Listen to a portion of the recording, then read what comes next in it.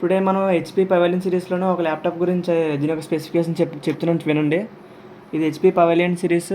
ఇది దీని యొక్క బిల్డ్ క్వాలిటీ వచ్చేసరికి మొత్తం మెటాలిక్ బిల్డ్ క్వాలిటీ.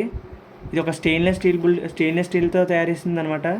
దీని యొక్క సైడ్ పోర్ట్స్ వచ్చేసరికి యూఎస్బి పోర్ట్ ఇచ్చాడు. నెక్స్ట్ వన్ ఛార్జింగ్ కేబుల్ ఇచ్చాడు. ఇక్కడ హెచ్డిఎంఐ పోర్ట్ కూడా ఇచ్చాడు.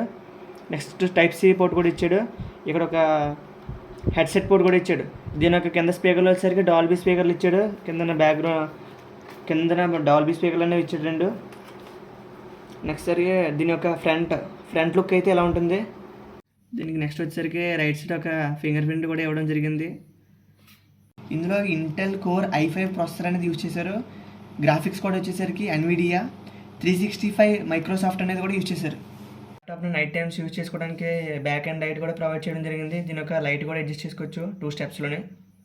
మా రిలేటివ్స్ కుర్రాడు కొన్నాడు, బీటెక్ కంప్లీట్ అయిపోయిన తర్వాత కొన్నాడు అనమాట. ఇది బెస్ట్ ల్యాప్టాప్ 75,000 బడ్జెట్లో అయితే ఇది కొనడం జరిగింది.